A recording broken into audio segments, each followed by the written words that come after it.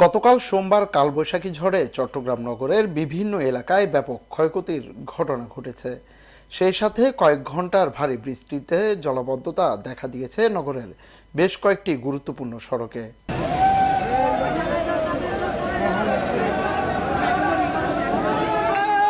গতকালের কালবৈশাখী ঝড়ে লণ্ডভণ্ড হয়েছে এসএমই বাণিজ্য মেলার বেশ কয়েকটি দোকান। এতে ক্ষতির মুখে পড়েছে ব্যবসায়ীরা। ঝড়ো হাওয়ায় ভেঙে পড়েছে কয়েকটি স্টলের সাইনবোর্ড। নষ্ট হয়ে গেছে মেলায় বিনোদনের সরঞ্জাম। তাদের কালকে কালবৈশাখী ঝড় হচ্ছে আপনার সন্ধ্যার একটু বিকাল বেলায় শুরু হয়েছে আর কি 3টা বা 4টার ভিতরে হঠাৎ করে প্রচুর পরিমাণ বৃষ্টি। আপনার আমাদের অনেক ক্ষয়ক্ষতি হয়েছে। আমাদের এই পাশে পুরা ভেঙে গেছে, আমাদের ফ্রিজ নষ্ট হয়েছে, তারপর আমাদের মেশিন নষ্ট হয়েছে। আমরা অনেকগুলো মাল আপনার সেভ করতে পারিনি। হঠাৎ করে বৃষ্টি, এখানে ঠিক এই পরিমাণ পানি ছিল, মাজা পরিমাণ পানি ছিল, অনেক প্রচুর পরিমাণ ক্ষয়ক্ষতি হয়েছে আর কি। এমনি আমাদের ফ্রিজ ট্রিজ মিলে প্রায় 70-80 হাজার টাকা ক্ষয়ক্ষতি হয়েছে। সকালে মেলা ঘুরে দেখা গেছে বেশিরভাগ স্টলের মালামাল রোদে শুকাচ্ছে দোকানিরা।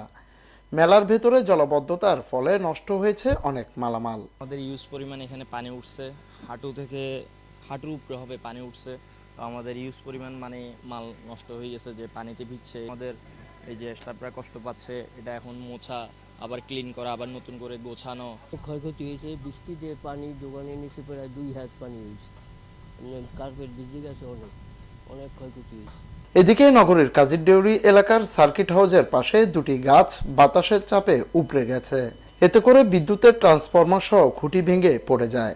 ফলে এই এলাকায় দীর্ঘক্ষণ বিচ্ছিন্ন হয়ে যায় বিদ্যুৎ সরবরাহ। এছাড়াও নগরের জিসি এলাকায় গাছ ও বৈদ্যুতিক খুঁটি পড়ে রাস্তা বন্ধ ছিল দীর্ঘক্ষণ। এতে করে ভোগান্তিতে পড়ে সাধারণ জনগণ। এদিকে বাতাসের চাপে সিআরবি সহ আশপাশের কয়েকটি এলাকায় বড় বড় বেশ কয়েকটি গাছ উপড়ে পড়ে। তবে এতে কোনো হতাহতের ঘটনা না ঘটলেও সিআরবির বড় দুটি গাছ উপড়ে পড়ায় সীমানা প্রাচীর ভেঙে যায়। সকালে এসব গাছ উদ্ধার করতে আসে রেলওয়ে কর্তৃপক্ষের টিম। গাছ আমরা মূলত কাটতেছি না, এটা ঝড়ে পুড়ে গেছে।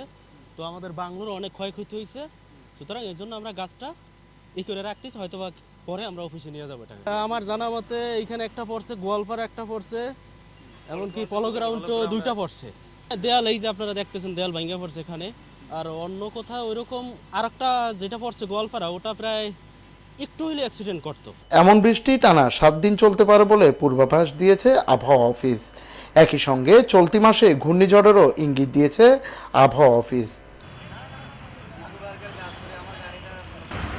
জুনায়েদ হাসান, স্বাধীন কণ্ঠ, চট্টগ্রাম।